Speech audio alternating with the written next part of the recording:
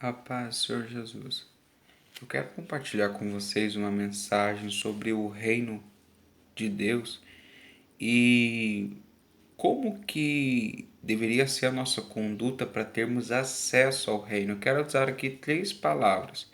Em Mateus 18, o terceiro versículo, vai dizer assim: E disse, em verdade vos digo, que se não vos converterdes e não vos tornardes como crianças, de modo algum entrareis no reino dos céus. Quando Cristo ele toma uma criança para si e ele usa ela como exemplo, uma das coisas que Cristo estava destacando através dessa palavra e dessa situação que ele criou é que se nós não tivermos confiança e não formos dependentes de Deus e fizermos dele a nossa prioridade, nós não estamos no reino de Deus. Isso vai se confirmar quando em Marcos chega um escriba até Cristo e pergunta: Mestre, quais são os dois maiores mandamentos? E Cristo responde assim: Ouve, ó Israel, o Senhor é o teu único Deus. Ame Ele de todo o teu coração, de toda a tua alma, de todo o teu entendimento e de todas as tuas forças. E ame o próximo como a ti mesmo. O escriba se admira e diz: Isto é muito mais do que todos os holocaustos. E Cristo olha para ele e diz o seguinte: Você não está longe do reino de Deus ou dos céus.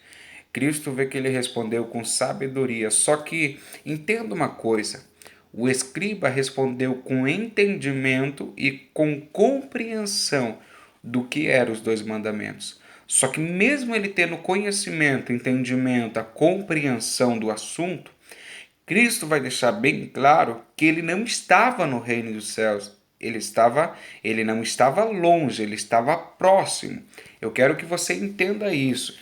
Compreender a mensagem e ter conhecimento da mensagem de Cristo não nos faz estar no reino de Cristo ou no reino dos céus.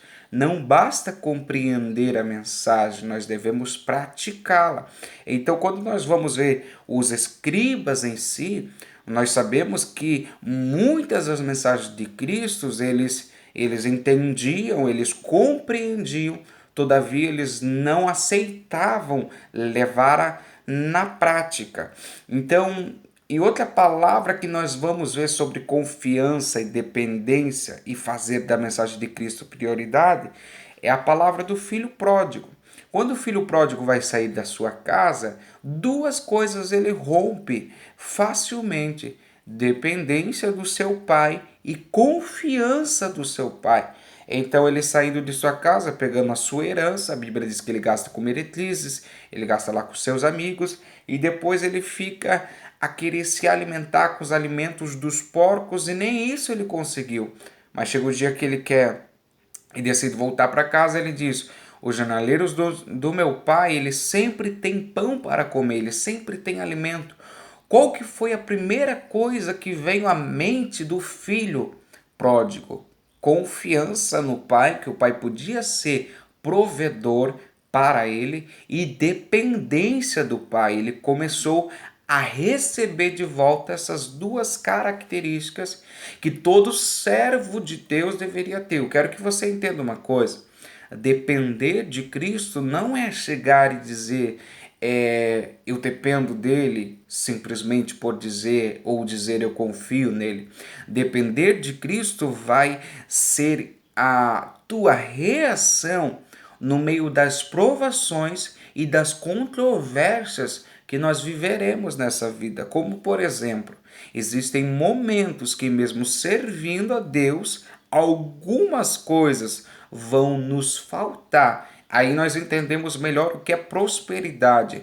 Não é ter em abundância sempre, mas é quando não há abundância, eu não sinto falta de nada e continuo sendo confiante em Deus e sendo dependente de Deus, como Cristo mesmo testifica: nem só de pão viverá o homem, mas de toda a palavra que sai da boca de Deus. Então eu quero que você entenda: a criança ela tem duas características pelo seu pai e pela sua mãe. É nítido que elas confiam e que elas dependem. E elas fazem também outra coisa: elas fazem dos seus pais prioridade. Se você deixar uma criança com qualquer parente, mas chegar o pai e a mãe, a criança muitas vezes vai preferir os seus pais. Aqui Cristo está dizendo para nós: confia totalmente, plenamente em mim, dependa totalmente de mim e faça de mim e do meu evangelho a tua prioridade. Aí quando você pratica essas coisas, você se torna como Cristo diz no verso 4. Portanto, aquele que se humilhar como esta criança, esse é o maior no reino dos céus. Eu quero que você entenda mais esta parte. Todos são amados por Deus. Todavia, existem algumas pessoas que agradaram e agradarão a Deus de certa forma e chamarão a atenção de Deus para si, que eles serão mais privilegiados em promessas, em bênçãos, em heranças e alianças com Deus. Como isso? Eu te explico pela Bíblia. A Bíblia vai nos falar sobre Ló e Abraão. A Bíblia diz que a promessa estava sobre Abraão e Ló estava desfrutando da promessa. Só que quando há briga entre os pastores de Ló e os pastores de Abraão, a Bíblia também vai nos dizer que Ló ficou assim com o mérito de escolher para onde iria e ele escolheu a campina mais bonita em sua aparência. Todavia, nós vamos ver pelos estudos que aquele lugar onde Ló escolheu ia se retirando da terra da promessa. Ou seja, Ló estava vivendo com um homem que tinha promessa, só que o coração de Ló não estava naquela promessa. O coração e a vida de Ló não estava vivendo em confiança e dependência de Jeová. Como que eu te provo isso pela Bíblia? A Bíblia vai dizer que quando o anjo tira Ló da sua casa, porque ia ser assim queimada, ia ser assim destruída toda aquela cidade, a Bíblia diz que é dito para Ló ir para os montes. Só que Ló diz: não faça assim, me deixa ir para aquela cidade. De quem que vem a mensagem na boca do anjo? De Deus. Quem que estava dizendo para Ló ir para os montes? Deus. E por que Ló não creu e não teve disposição para ir para o monte? Ló não tinha o coração dependente e confiante e tendo Deus como prioridade para assumir riscos por Deus. Quando nós não estamos nessa fiação, nós não temos coragem de assumir riscos pelo Senhor. Nós vivemos por aquilo que os olhos veem. E a Bíblia deixa bem claro que Abraão não vivia conforme aquilo que os seus olhos viam, a ponto de deixar Ló escolher, aparentemente, o melhor lugar geográfico para ele ficar. Nós precisamos também ver a história de Daniel e como o anjo aparece para ele e diz: Daniel, homem muito amado. Por que o anjo não falou assim: Daniel, você é amado? Por que o anjo disse homem muito amado ou muito amado?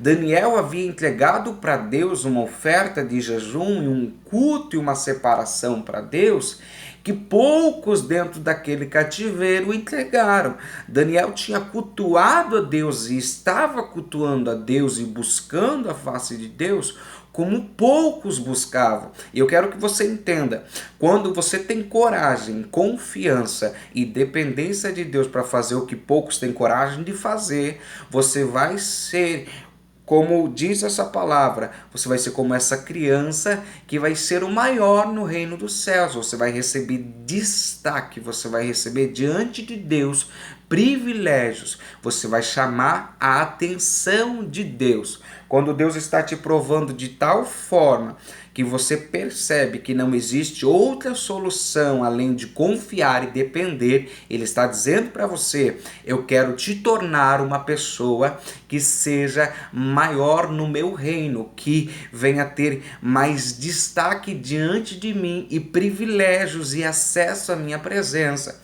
Olha Abraão, que preferiu viver pela fé.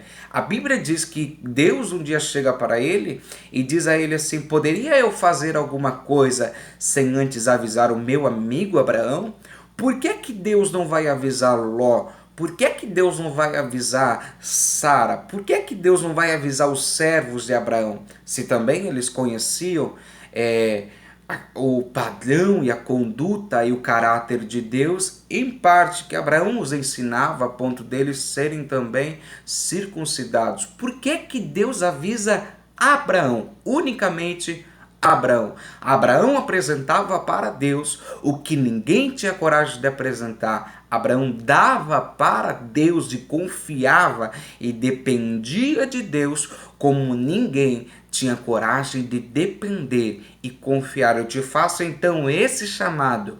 Deixe Deus te ensinar a confiar nele e a depender dele de tal forma que você receba de Deus um apelido, um chamativo exclusivo, e assim você perceba que as tuas orações são rapidamente ou no tempo de Deus, elas sempre são respondidas e Deus sempre te avisa sobre o que está acontecendo, sobre o que vai acontecer e cura o que já aconteceu e resolve os conflitos que ficaram para trás. Que Deus assim abençoe a tua vida, te ilumine, te dê graça, interceda pelo meu ministério, interceda pela minha casa, pela minha família, eu rogo a vossa oração. O Senhor tem me ensinado a confiar e depender desde o momento que eu decidi viver pela fé, renunciando tudo, faculdade, emprego, para viver a obra dele. E não existe nada melhor de perceber que Deus é o teu Pai e Ele sustenta. Em nome de Jesus, Deus abençoe.